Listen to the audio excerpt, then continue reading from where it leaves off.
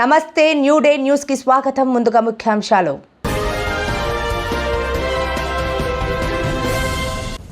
ఉగ్రవాదులు స్వాతంత్ర సమర యోధులు, పెహల్గాం దాడిపై పాక్ ఉప ప్రధాని సంచలన వ్యాఖ్యలు.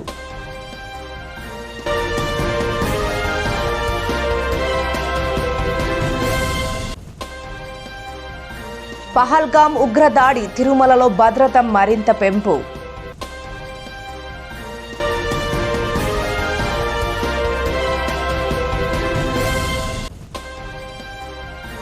చంద్రబాబు ఒక మహానాయకుడు, మెగాస్టార్ చిరంజీవి. పెహల్గాం ఉగ్రదాడిలో దాయాది దేశం పాకిస్తాన్ అసలు రంగు మరోసారి బయటపడింది. ఈ దాడితో తమకు సంబంధం లేదని తెలిపిన పాక్ దాడికి పాల్పడిన ఉగ్రవాదులను మాత్రం స్వాతంత్ర సమర యోధులతో పోల్చింది. మంగళవారం మధ్యాహ్నం జమ్మూ కాశ్మీర్లోని ప్రముఖ పర్యాటక ప్రాంతం పెహల్గాంలో మినీ స్విట్జర్లాండ్గా పేరొందిన బైసరాన్లో పర్యాటకుల లక్ష్యంగా ముష్కరులు విచక్షణారహితంగా కాల్పులు జరిపారు. ఈ దాడిలో 26 మంది అమాయకులు ప్రాణాలు కోల్పోయారు. ఉగ్రదాడిని భారత్ తీవ్రంగా ఖండించింది. ఈ దాడికి త్వరలోనే ప్రతీకారం తీర్చుకుంటామని హెచ్చరించింది. ఇక ఈ దాడిని ప్రపంచ దేశాల సైతం తీవ్రంగా ఖండిస్తున్నాయి. ఈ విషయంలో భారత్ ఏ చర్య తీసుకున్నా మద్దతిస్తామంటూ ప్రపంచ నాయకులు ముందుకొచ్చారు. ఈ క్రమంలో ఉగ్రదాడిపై పాకిస్తాన్ విదేశాంగ మంత్రి ఉప ప్రధాని ఇషాక్బార్ చేసిన వ్యాఖ్యలు ప్రస్తుతం సంచలనంగా మారాయి. పెహల్గాం దాడికి పాల్పడిన ఉగ్రవాదుల్ని స్వాతంత్ర సమర యోధులుగా ఆయన అభివర్ణించారు. ఇస్లామాబాద్లో నిర్వహించిన అధికారిక మీడియా సమావేశంలో ఇషాక్దార్ మాట్లాడుతూ ఏప్రిల్ 22న జమ్మూ కాశ్మీర్లోని పెహల్గాం జిల్లాలో దాడులు చేసిన ఉగ్రవాదులు స్వాతంత్ర సమర యోధులై ఉండొచ్చు అని వ్యాఖ్యానించారు. ఆయన వ్యాఖ్యలతో పాక్ వక్రబుద్ధి ప్రపంచ దేశాల ముందు మరోసారి తేట తెల్లమైనట్లయింది. మరోవైపు సింధు జలాల ఒప్పందాన్ని నిలిపివేస్తూ భారత్ తీసుకున్న నిర్ణయంపై కూడా ఆయన స్పందించారు. ఏకపక్ష నిర్ణయాన్ని తాము ఎన్నటికీ అంగీకరించబోమన్నారు.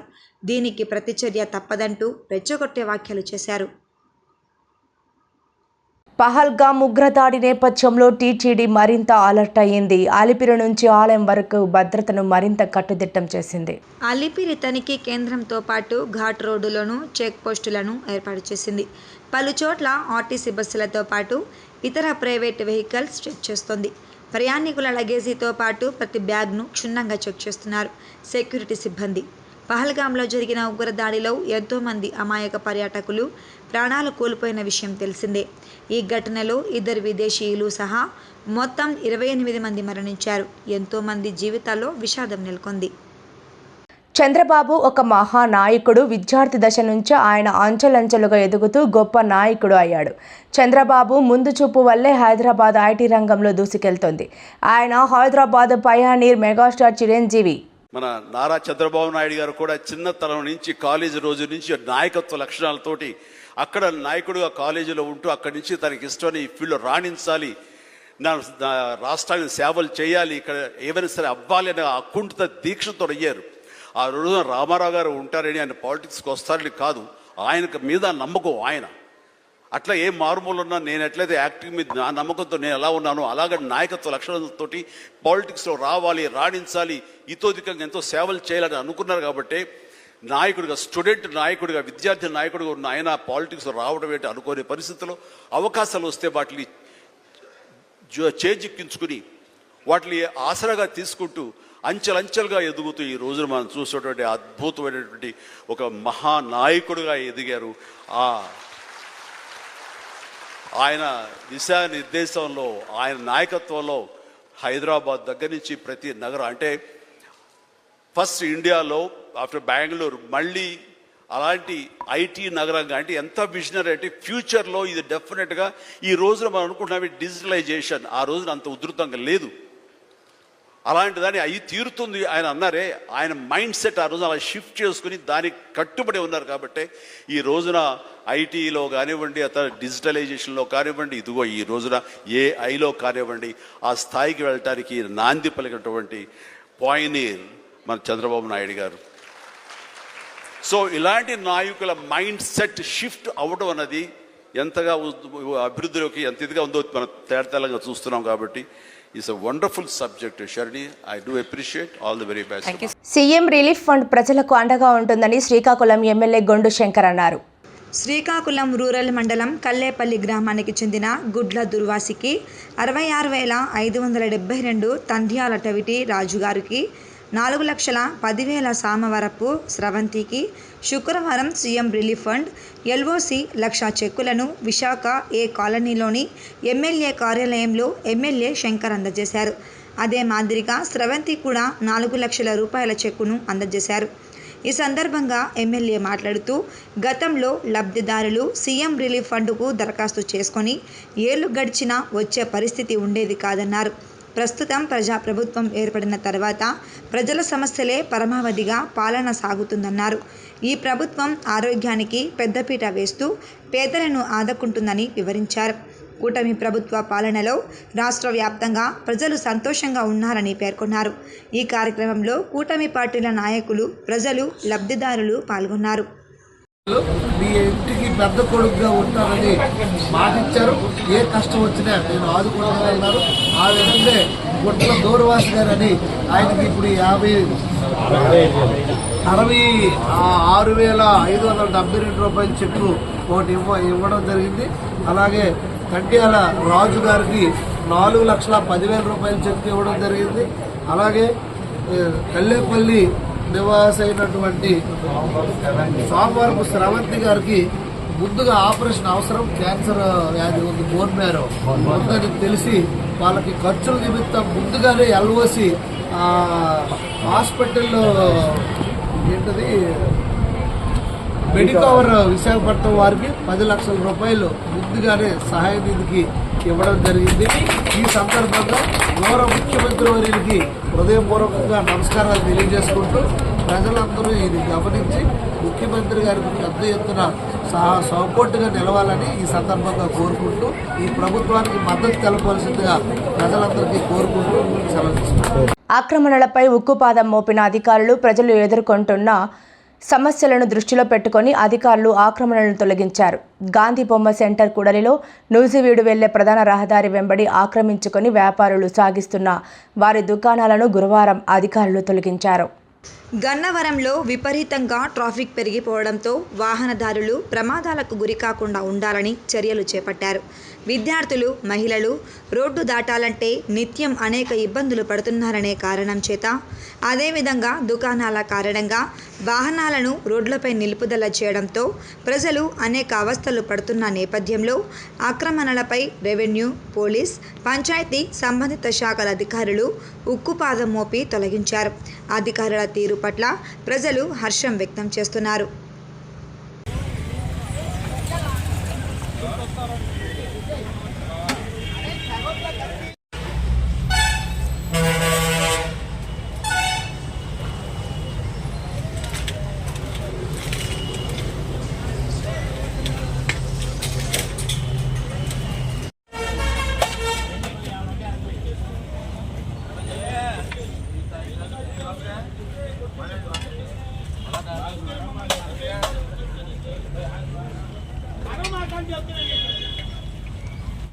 శ్రీకాకుళం పట్టణం పాండురంగ వీధికి చెందిన జాపు చంద్రమౌళి 69 సంవత్సరాలు. వీరు ప్రస్తుతం విశాఖపట్నం పాండురంగాపురంలో నివాసం ఉంటున్నారు. కాశ్మీర్ విహారయాత్రకు వెళ్లి పహల్గాం ప్రాంతంలో ఉగ్రవాదుల దాడిలో మరణించారు. వారి యొక్క పవిత్రమైన ఆత్మకు శాంతి కలగాలని ఆ కుటుంబం ప్రగాఢ సానుభూతి. మాజీ నాగాంవలం కార్పొరేషన్ చైర్పర్సన్ బొడ్డు అప్పల కొండమ్మ అప్పలనాయుడు, శ్రీకాకుళం నాగం సంక్షేమ సంఘం ఆ కుటుంబానికి ప్రగాఢ సానుభూతి. అధ్యక్ష కార్యదర్శులు ముని శ్రీనివాసరావు, మల్లేశ్వరరావు తెలిపారు. భగవంతుని ప్రార్థిస్తూ ఉన్నాను. పాకిస్తాన్ను ఉగ్రవాద దేశంగా ప్రకటించాలని, జమ్మూ కాశ్మీర్లో ఉగ్ర దాడిని ప్రపంచ దేశాలు ఖండించాలని హర్షవల్లి లయన్స్ క్లబ్ వ్యవస్థాపక అధ్యక్షులు లయన్ హారిక ప్రసాద్ డిమాండ్ చేశారు. ఈ మేరకు గురువారం రాత్రి పహల్గాన్లో దారుణ మారణకాండను ఖండిస్తూ హర్షవల్లి లయన్స్ క్లబ్ ఆధ్వర్యంలో కొవ్వొత్తుల ర్యాలీ, ప్రదర్శన, నిరసన కార్యక్రమాన్ని నిర్వహించారు. ఈ సందర్భంగా లయన్ కరణం శోభారాణి మాట్లాడుతూ శాంతి కాముకలంతా గలమెత్తాలని పాకిస్తాన్ను ఉగ్రవాద దేశంగా ప్రకటించడంతో పాటు ప్రపంచ దేశాలని ఈ దుర్మార్గాన్ని ఖండించాలన్నారు. ఉగ్రమూకల మారణకాండలో మృతుల ఆత్మలకు శాంతి చేకూరాలని హర్షవల్లి లయన్స్ క్లబ్ ఆధ్వర్యంలో ప్రగాఢ సంతాపాన్ని, మృతుల కుటుంబాలకు సానుభూతిని ప్రకటించారు. శాంతి సమావేశంలో హర్షవల్లి లయన్స్ క్లబ్ వ్యవస్థాపక అధ్యక్షులు లయన్ కరణం హారిక ప్రసాద్, లయన్ వావిలపల్లి జగన్నాథ నాయుడు మాట్లాడుతూ ఉగ్రవాదుల ఏరవేతలో ప్రపంచ దేశాలన్నీ ఏకమవ్వాలని, ఈ తరహా దుశ్చర్యలను ప్రోత్సహిస్తున్న పాకిస్తాన్పై ఐక్యరాజ్య సమితి చర్యలు తీసుకోవాలని, 2 నిమిషాల పాటు మౌనం పాటించి మృతుల కుటుంబాలకు తమ ప్రగాఢ సానుభూతి తెలిపి మృతులకు శాంతి చేకూరాలని ఆకాంక్షిస్తూ కొవ్వొత్తుల ర్యాలీ నిర్వహించారు. లయన్స్ అంతర్జాతీయ సంస్థ ప్రతి లయన్స్ క్లబ్ సమావేశంలో తప్పనిసరిగా ప్రపంచ శాంతి కోసం ప్రార్థిస్తున్నామని, 2 నిమిషాలు మౌనం పాటించి పహల్గాం ఘటనకు తమ వంతు బాధ్యతగా నిరసన ప్రదర్శన చేశామని, అధిక సంఖ్యలో భారతీయుల ఊచకోత తమను ఎంతగానో కలిచివేసిందని Harika Prasad, DC lion doctor Chintada Krishnamohan, MJF club కార్యదర్శి లయన్ మణిశర్మ అన్నారు. నిరసన ర్యాలీలో ఉపాధ్యక్షులు lion Tarlada Appalanaidu, treasurer lion Lakshmikant, Lakshmipati, Tarali, మధ్య Suman, lion doctor Harika, lion Chandaka Nihar Naidu, Parvatiswararao, Jyothirmayi, Vasu, Palisetti Madhubabu, Balaji, Piriya, Madhavi తదితరులు పాల్గొన్నారు. బుడతలం మేము పిడుగులం తల్లి, ఒడలోన గువ్వలం తండ్రి, ఎదపై నిద్రిస్తాం స్నేహితులతో జతకడతాం. చెకచెక బడికి పోతాం, చదువులన్నీ చదువుతాం, పంతులమ్మకి దండం పెడతాం, ఆటలెన్నో ఆడుతాం. మండు వేసవి వచ్చింది, బడికి సెలవులు ఇచ్చింది. తోటల్లో తిరగటం మాకిష్టం, చెట్టు ఎక్కి కాయలు కోయడం భలే ఇష్టం. చిట్టి పొట్టి కథలు వింటాం, నీతి విలుపు తెలుసుకుంటాం, సంస్కృతిని కాపాడుతాం, మేము భావి భారత పౌరులం. చాడ చైత్ర, 7వ తరగతి, శ్రీకాకుళం. జై హింద్, జై భారత్. సోదరా నీకు వందనమని తలసేమియా చిన్నారి భావని కృతజ్ఞతలు తెలపడం ఆనందాన్నిచ్చిందని పాలకొండకు చెందిన కాగితపల్లి రాజశేఖర్ శనివారం అన్నారు. తలసేమియా దీర్ఘకాలిక వ్యాధులతో బాధపడుతున్న చిన్నారుల కోసం Srikakulam red cross chairman P Jaganmohan Rao పిలుపు మేరకు ఈరోజు చాలా అరుదుగా దొరికే ఓ నెగిటివ్ రక్తాన్ని రెడ్ క్రాస్ బ్లడ్ బ్యాంకులో అందించానన్నారు.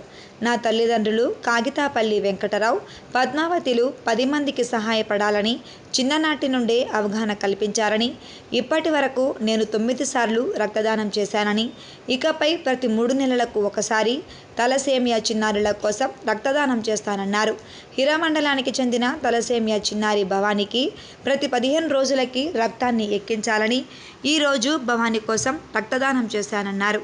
అనంతరం బాధిత చిన్నారి భవానీ తన కుటుంబ సభ్యులతో పాటు రెడ్ క్రాస్ చైర్మన్, సిబ్బంది, రక్తదాతకు కృతజ్ఞతలు తెలిపారు. ఈ కార్యక్రమంలో blood bank manager Ayesha, technician Venkatesh, APRO Nandi, Umashankar, ప్రతినిధి జగదీష్ తదితరులు పాల్గొన్నారు. భారతదేశం ముద్దు బిడ్డ, భారతీయులు తన సొంత బిడ్డలాగా భావించే యోగేశ్వర అనేటువంటి యావత్ భారతదేశం తలవంచి వందనము చేస్తున్నది. 4 రోజుల క్రితం జరిగినటువంటి ఉగ్రవాదానికి బలైనటువంటి హిందూ భారతీయులు వాళ్ళ యొక్క ఆవేదనను గుర్తించి యావత్ ప్రజానికం పడుతున్నటువంటి ఆవేదన గురించి ఒక్కసారి నెంబర్ వేసుకున్నటువంటి మన మోడీ గారు పాకిస్తాన్ నుండి ఎలాంటి జల వనరులు కానీ వాణిజ్యపరమైనటువంటి పైన కానీ సరిహద్దులను ఒక్కసారిగా మూసివేసినటువంటి మన మోదీ గారు పాకిస్తాన్ ఒప్పందం చేసుకున్నటువంటి అన్ని ఒప్పందాలను రద్దుపరుస్తూ తలుపులు మూసినటువంటి యోగి అయినటువంటి మన మోడీ గారికి పాదాభివందనం చేస్తున్నటువంటి యావత్ ప్రపంచానికి ఈరోజు మోడీ గారు పిలుపునివ్వడం జరిగింది. ఎటువంటి వారైనా కఠినమైనటువంటి శిక్షలు వేస్తామని భారతీయులకు హామీ ఇవ్వడం జరిగింది.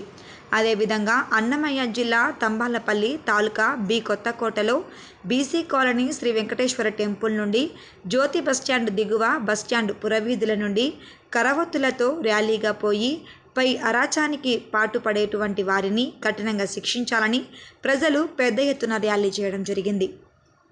ముఖ్యమంత్రి చంద్రబాబు నాయుడు గారు శ్రీకాకుళం జిల్లాకు ఎన్నికల ముందు ఇచ్చిన హామీలను అమలు చేయాలని సిపిఎం పార్టీ జిల్లా కార్యదర్శి డి గోవిందరావు, కార్యదర్శి వర్గ సభ్యులు కె మోహన్ రావు డిమాండ్ చేశారు. స్థానిక సిపిఎం కార్యాలయంలో వారు మాట్లాడుతూ ముఖ్యమంత్రి నారా చంద్రబాబు నాయుడు గారు ఈ నెల 26వ తేదీన మన జిల్లా పర్యాటకానికి వస్తున్న సందర్భంగా హామీల అమలు చేయాలని కోరారు. ఎన్నికల ముందు శ్రీకాకుళం జిల్లాలో ఐటీడీఏని ఏర్పాటు చేస్తామని, అదేవిధంగా జీడీకి గిట్టుబాటు ధర కల్పిస్తామని, జీడీ కార్పొరేషన్ ఏర్పాటు చేస్తామని, వంశధార నిర్వాసితులకు స్పెషల్ ప్యాకేజీ ఇచ్చి ఆదుకుంటామన్న హామీలు నేటికి నెరవేరలేదని వారన్నారు. ఐటీడీఏ లేకపోవడంతో గిరిజనులు తీవ్ర అన్యాయానికి గురవుతున్నారని వారు ఆవేదన వ్యక్తం చేశారు. జీడీకి గిట్టుబాటు ధర లేకపోవడంతో జీడీ రైతులు తీవ్ర దోపిడీకి గురవుతున్నారని, జీడీకి గిట్టుబాటు ధర, వంశధార నిర్వాసితులకు స్పెషల్ ప్యాకేజీ తదితర హామీలు అమలు చేయాలని వారు డిమాండ్ చేశారు. కూటమి ప్రభుత్వం ప్రజాప్రభుత్వం అని అన్ని వర్గాల వారు ఆదరించి అండగా నిలిచి రాష్ట్రంలో గత వైసీపీ రాక్షస పాలన నుండి మళ్లీ కూటమి పార్టీలను రామరాజ్యంను సాధించి ముఖ్యంగా నారా చంద్రబాబు నాయుడు ముఖ్యమంత్రిగా చేశారని, అందరికంటే ఎక్కువ గత వైసీపీ పాలనలో ఇబ్బందులు, బాధలు, అవమానాలు ఎదుర్కొన్న ప్రభుత్వ ఉద్యోగులు కూడా కూటమి ప్రభుత్వానికి అండగా నిలిచారని వారందరికీ పేరు పేరున కృతజ్ఞతలు తెలుపుతున్నామని అన్నారు. కానీ ఇంకా కొందరు సచివాలయ ఉద్యోగులు, మున్సిపల్ ఆఫీస్లో కొందరు, మెప్మాలో కొందరు ఇంకా వైసీపీ వారికి అండగా నిలుస్తూ సహకరిస్తూ పనిచేస్తున్నారని, దానికి ఉదాహరణ నిదర్శనం శ్రీకాకుళం నగర కార్పొరేషన్ 28వ డివిజన్ సచివాలయంలో ఇంకా మాజీ ముఖ్యమంత్రి జగన్ గారి ఫోటోలు ఉండటం అత్యంత ఘోరమని, కూటమి ప్రభుత్వానికి, ప్రజాప్రతినిధులకు ఇప్పటికీ ఎప్పటికీ ప్రభుత్వ ఉద్యోగులపై ప్రేమ, అభిమానం, గౌరవం ఉంటుందని, కానీ ఇంకా కొంతమంది సచివాలయ ఉద్యోగులు వైసీపీపై అభిమానం, జగన్మోహన్ రెడ్డి గారిపై ప్రేమ పోవడం లేదని, ఇది మంచి పద్ధతి కాదు, సరైన విధానం కాదని శ్రీకాకుళం శాసనసభ్యులు గొండు శంకర్ గారి పాలన, ఆయన విధానాలు అతి మంచితనంగా వైసీపీకి ఇప్పటికీ సపోర్ట్ కొందరు చేస్తున్నారు. వార్తలు ముగించే ముందు ముఖ్యాంశాలు మరోసారి.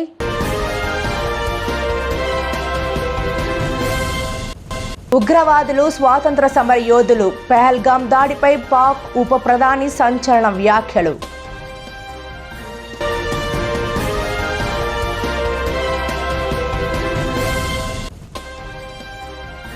పహల్గాం ఉగ్రదాడి, తిరుమలలో భద్రత మరింత పెంపు.